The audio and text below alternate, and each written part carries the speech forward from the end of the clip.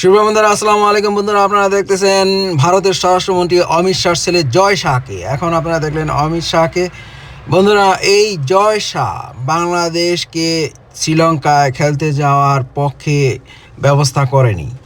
বন্ধুরা, এরা চায় যে বাংলাদেশ সবসময় ভারতের কথা মতো উঠবস করবে, কিন্তু না, বাংলাদেশ একটা স্বাধীন দেশ, কখনোই তোমাদের কথা মতো উঠবস করবে না।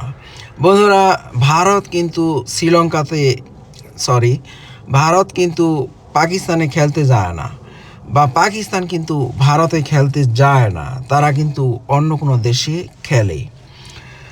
কিন্তু সেই সুযোগটা বাংলাদেশ কেন পাবে না? বাংলাদেশও অন্য দেশে খেলতে যাবে এমনটা অধিকার আছে। ভারত পাকিস্তান যদি একে অপরের দেশে খেলতে না যায়, তাহলে বাংলাদেশ না গেলে এটা দোষের হবে কি জন্য?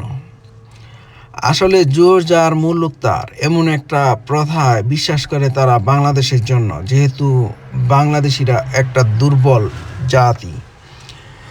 বাংলাদেশিরা সবসময় এই ভারতীয়দের লেহন চেটে আসছে, তাই ভারতীয়রা মনে করে যে বাংলাদেশিরা সবসময় ভারতের কথায় উঠবস করবে, রাজনীতির ক্ষেত্রেও এবং খেলাধুলার ক্ষেত্রেও।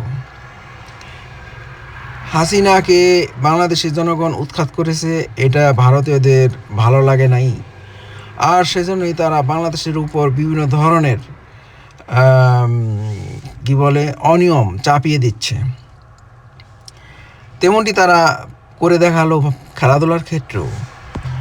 7ই ফেব্রুয়ারি টি-20 ওয়ার্ল্ড কাপ এ খেলার জন্য তারা বাংলাদেশের পরিবর্তে স্কটল্যান্ডকে ইতিমধ্যেই নিয়ে নিয়েছে।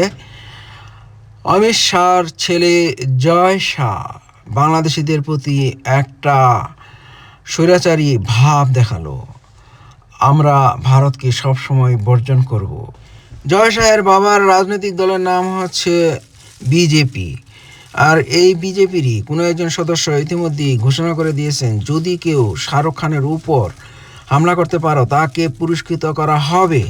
কারণ শাহরুখ খানই বাংলাদেশের ক্রিকেটার মুস্তাফিজুর রহমানকে কিনে এনে তার দলে অন্তর্ভুক্ত করে ভারতের মাটিতে খেলিয়েছে, সেটা তার একটা অপরাধ। এজন্য শাহরুখ খানকে সাজা পেতে হবে, আর সেজন্যই তারা শাহরুখ খানের উপর হামলা করার জন্য পুরস্কার ঘোষণা করে দিয়েছে। বাংলাদেশের কোনো সাংবাদিকও ভারতে গিয়ে তথ্য সংগ্রহ করতে পারবে না, কিন্তু 99 সালের আগে যখন বাংলাদেশ আন্তর্জাতিক ক্রিকেট খেলেনি, তখন কিন্তু পেরে